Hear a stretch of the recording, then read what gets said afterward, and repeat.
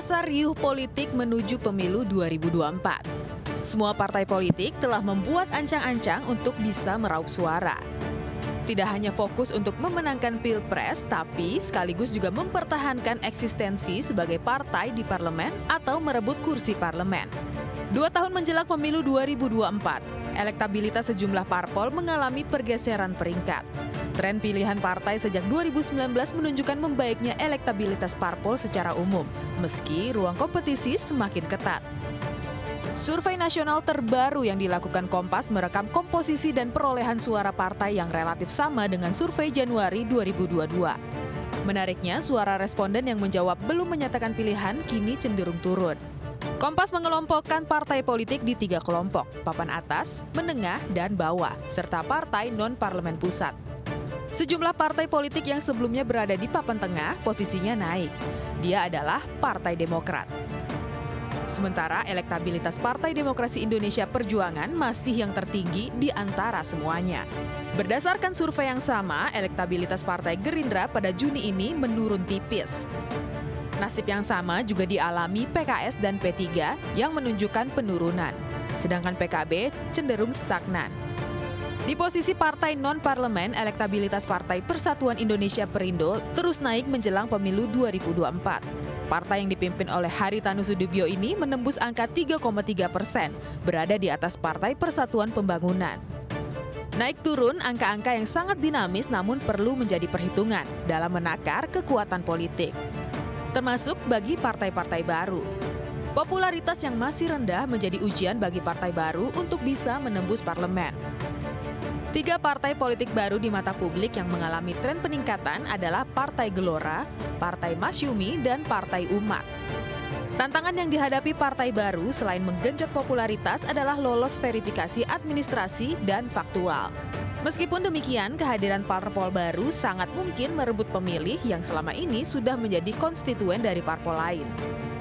2 tahun akan terasa sangat singkat, terlebih tahapan pemilu sudah dimulai sejak 14 Juni lalu. Kini tinggal bagaimana partai-partai tersebut berkompetisi untuk menunjukkan eksistensinya merebut simpati publik.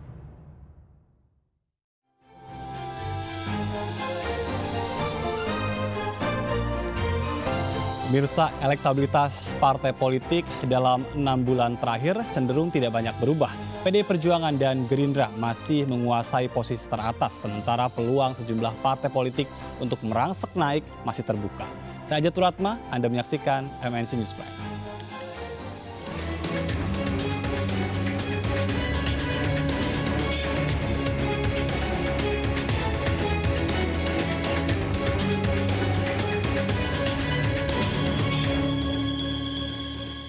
Pemirsa, Ketua Umum PDI Perjuangan Megawati Soekarno Putri menegaskan hanya dirinya yang berhak untuk menentukan capres dari PDI Perjuangan. Ucapan itu disampaikan Megawati dalam Rakernas yang dihadiri oleh semua kader termasuk juga Gubernur Jawa Tengah Ganjar Pranowo. PDI Perjuangan menggelar rapat kerja nasional hari ini hingga Kamis mendatang. Rakernas membahas strategi partai dalam pemenangan pemilu 2024 termasuk nama calon presiden yang akan diusung. Ketua Umum PDI Perjuangan Megawati Soekarno Putri menegaskan hanya dirinya yang berwenang untuk menentukan nama capres dari PDIP. Mega dengan keras juga mengingatkan ia tidak ragu memecat kader yang melakukan manuver di luar kehendak partai dan bermain di 2 kaki. Kalian siapa yang membuat manuver keluar? Karena apa? Tidak ada di dalam PDI Perjuangan itu yang namanya main 2 kaki, main 3 kaki, melakukan manuver. Kenapa? Karena saya diberi oleh kalian sebuah hak yang namanya hak prerogatif. Hanya ketua umum yang menentukan siapa yang akan menjadi calon presiden dari PDI Perjuangan.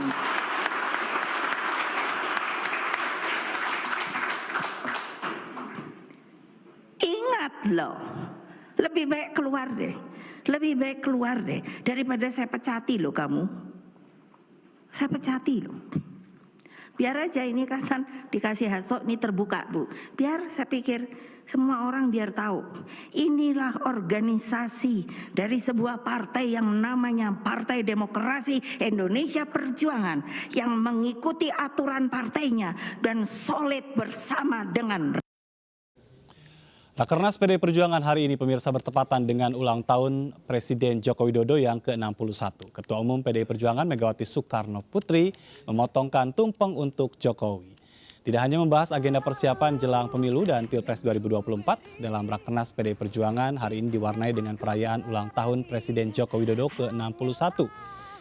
Diiringi suara Krisdayanti yang juga merupakan kader PDIP, Jokowi naik ke atas panggung ditemani oleh Ketua DPR RI Puan Maharani, ada Kepala Analisa dan Pengendalian Situasi DPP PDI Perjuangan Muhammad Pranda Prabowo, serta Sekjen PDI Perjuangan Hasto Kristianto. Megawati Soekarno Putri yang juga berada di panggung memotong tumpeng dan memberikan potongan pertama tumpeng untuk Presiden Joko Widodo.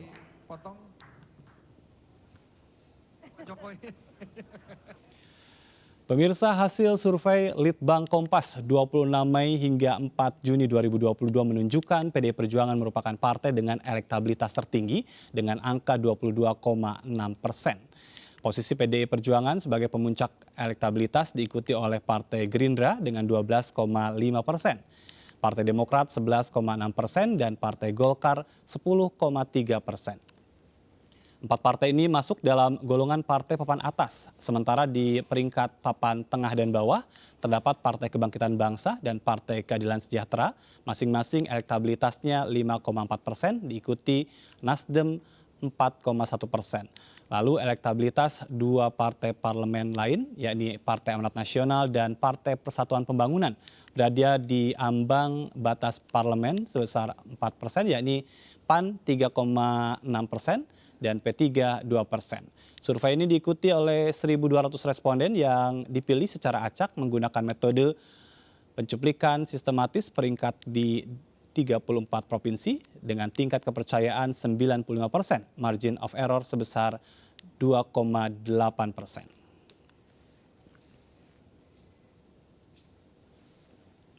Naik turun elektabilitas partai politik terus terjadi menuju pemilu 2024, persaingan yang tidak mudah memang. Terlihat ini dari pergerakan yang tidak begitu signifikan. Bagaimana peluang partai papan menengah dan non-parlemen untuk merangsek naik dan menjadi kekuatan politik yang diperhitungkan. Pemirsa, sudah bergabung bersama kami di studio, sudah hadir Ferry Kurnia Rizkiansah, Wakil Ketua Umum Partai Perindo. Selamat malam. Selamat malam, Kak Ajar. Terima kasih sudah hadir, dan melalui Zoom sudah bergabung juga Mas Ahmad Fathul Bahri, juru bicara PKS. Selamat malam, Assalamualaikum. Malam, Assalamualaikum, Waalaikumsalam warahmatullahi. Terima kasih, dan juga ada Mas Toto Suryaning Tias, peneliti senior Litbang Kompas. Apa kabarnya Mas Toto? Selamat malam, baik, sehat. Saya langsung ke Mas Toto terlebih dahulu yang mengeluarkan survei hari ini ya. Siap. Yang menarik adalah di rilis Kompas hari ini ada Demokrat yang naik ke papan atas, ada juga Gerindra walaupun posisinya di posisi kedua katanya turun. Lalu ada juga partai menengah, ada PKS, P3 dan PKB yang juga turun. Ini sebetulnya apa yang menjadi penyebab dari turunnya elektabilitas partai politik tersebut? Oke Mas, untuk penyebab dari turunnya sebetulnya itu jawabannya ada di lapangan ya. Jadi kita harus melihat kondisi di bagaimana mesin politik dari masing-masing partai itu bekerja, kemudian juga bagaimana respon dari publik itu bekerja ketika terjadi sebuah isu. Akan tetapi kalau kami dari segi analisis angka, hasil survei yang kami dapatkan, sebetulnya di situ kami nyatakan bukan turun ya, tetapi kami selalu hati-hati untuk menyatakan bahwa itu tetap punya kecenderungan.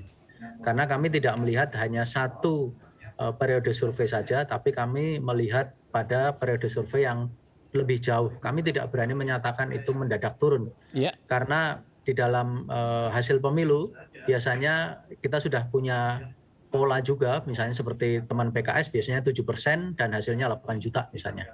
Sehingga kita harus melihat semacam pola yang lebih jauh setahun sebelumnya, kemudian juga sejak 2019 itu seperti apa, dan partai-partai yang tadi Mas Ajat sebutkan turun, di kami sebetulnya bukan betul-betul turun tapi tetap mempunyai kecenderungan turun. Kecenderungan turun begitu ya? Betul. Baik. Karena kita harus mengingat dua hal. Yang pertama margin error, kemudian yang kedua adalah tren selama beberapa periode sebelumnya. Baik, Mas Toto, ini ada juga yang menarik kabarnya yang menyatakan untuk memilih partai politik ini jauh lebih besar dibandingkan survei Litbang Kompas sebelumnya.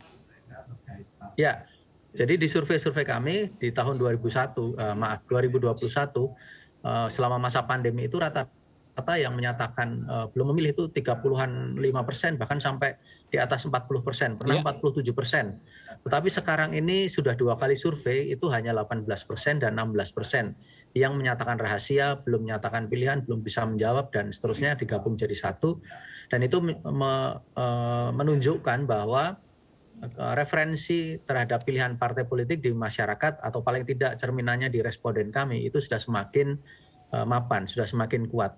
Ini tidak heran karena memang isu tentang pemilu, isu tentang pilihan capres terutama itu kan menerpa terus setiap hari kepada publik ya, melalui media sosial, melalui media mainstream. Dan malam hari ini sudah hadir dari PKS, dari Perindo. Saya ingin bagaimana nih Litbang Kompas memotret PKS dan Perindo. Mas Toto? Siap. Oh.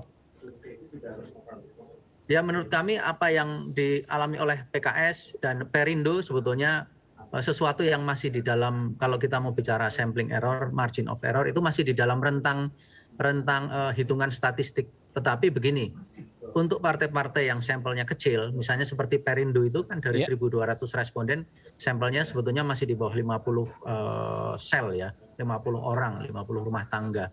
Jadi kami hati-hati untuk menyatakan ini naik gitu. Akan tetapi kalau kita lihat trennya dari Oktober 2019, di mana kami sudah melakukan 6 kali survei minimal, itu kelihatan bahwa memang Perindo ini bergerak naik. Apalagi yang sekarang angkanya di atas 3%. 3,3% itu meaningful ya, karena itu sudah setara dengan partai-partai yang ada di papan menengah. Baik. Hanya karena memang posisi 3%-nya belum mencapai 2 kali atau 3 kali survei, makanya kami belum berani menaruh di partai papan menengah. Tapi mungkin aja, misalnya 3 bulan atau 4 bulan lagi kondisinya terulang, berarti Perindo memang masuk ke dalam partai kelas papan menengah 3-10%. Bagaimana dengan PKS? Untuk PKS sebetulnya kalau saya meyakini PKS itu sebetulnya mempunyai captive market ya.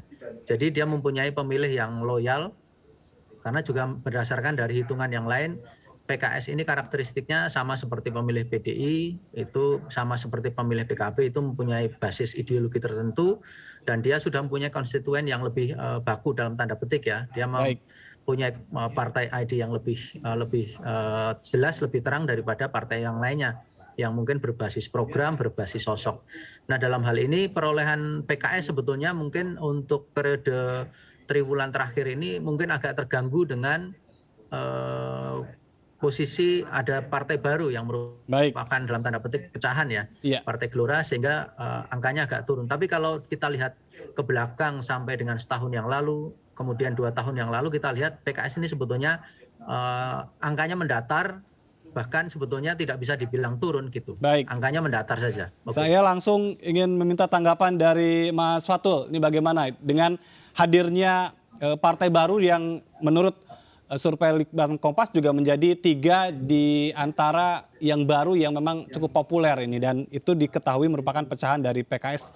Ini di Tenggarai bisa menggerus ya suara dari Partai Keadilan Sejahtera. Ya, terima kasih Kang Ajat.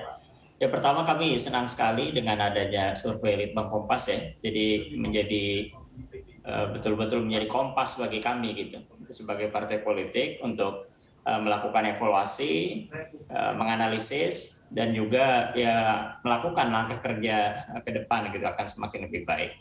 Dan kalau melihat tren sebetulnya apa yang disampaikan Pak Toto tadi relatif stabil ya. Apalagi kalau misalnya dibandingkan dengan survei di pemilu-pemilu sebelumnya, survei kali ini bagi kami relatif surprise karena memang angkanya justru di atas angka survei pada umumnya di pemilu-pemilu sebelumnya yang sudah mencapai secara stabil di atas 5% gitu. Sejak Oktober 2019 sampai survei terakhir ini di Juni 2022 kalau di Litbang Kompas ya. Nah, ini menurut kami cukup baik, mudah-mudahan bisa berujung juga ke hasil elektoral pun juga yang baik, karena dalam berbagai survei sebelumnya di pemilu memang angka survei dengan angka real ketika pemilu itu di PKS bisa sampai 2 sampai 3 kali lipat. Baik. Walaupun itu harus diuji lagi secara ilmiah. Tapi kalau Bagaimana dari dengan yang hadirnya disampaikan tadi partai lain, baru? Apakah PKS tidak menaruh perhatian khusus untuk hal ini? ya tentu kami menaruh perhatian khusus, apalagi partai baru tersebut juga sebelumnya merupakan kader-kader PKS, lalu bahkan di daerah-daerah pun juga ada beberapa hal yang terkait dengan sengketa, mungkin baik dari aspek sekretariat misalnya, dan sekarang menjelang verifikasi politik, ya tentu itu hal-hal yang merupakan bagian dari dinamika partai politik. Tapi tentu kita tidak melihat hal itu secara berlebihan, karena ini hal yang dinamis saja. Semua parpol pun yang memiliki pecahan yang membuat parpol baru itu pasti secara lazim juga melakukan hal tersebut. Tetapi dari sisi kami sebagai partai politik yang sudah cukup lama sejak 2004 dan sebelumnya juga ada Partai Keadilan, ya ini hal yang sudah bisa kami kelola dengan baik, karena memang kematangan berpolitik, kematangan manajemen parpol itu tentu selalu berkembang, semakin lama semakin baik. Baik, bagaimana dengan Perindo? Ini belum dimasukkan ya ke partai tingkat papan menengah dan bawah karena belum 3 kali berturut-turut kalau tadi dikatakan oleh Mas Toto. Bagaimana menyikapi survei ini? Iya, saya pikir ini satu referensi yang penting ya, karena ini berbasis keilmuan, berbasis data yang ada, walaupun dari sisi sampelnya kan kita bisa ukur berapa sampel yang disampaikan oleh teman-teman dari Litbang Kompas. Yeah. Bagi kami kita apresiasi, kita merasa ini menjadi catatan kami untuk kita bekerja keras lagi ke depannya seperti itu. Nah, terkait dengan soal posisi yang ada, ini satu hal yang saya pikir menjadi penting, bahwa tren kecenderungan naik itu luar biasa. Dari mulai 1,6 di 2021, misalnya ke Januari itu 2,5 dan sekarang 3,3. Nah ini kan kita tren ini kan harus betul-betul kita jaga. Jangan sampai nanti juga mengulang posisi yang di 2018-2019 seperti itu. Jadi kita akan optimis dengan kondisi seperti sekarang, tapi ini menjadi bagian dari motivasi Baik, kami. Apa yang spesial untuk menjaga tren itu?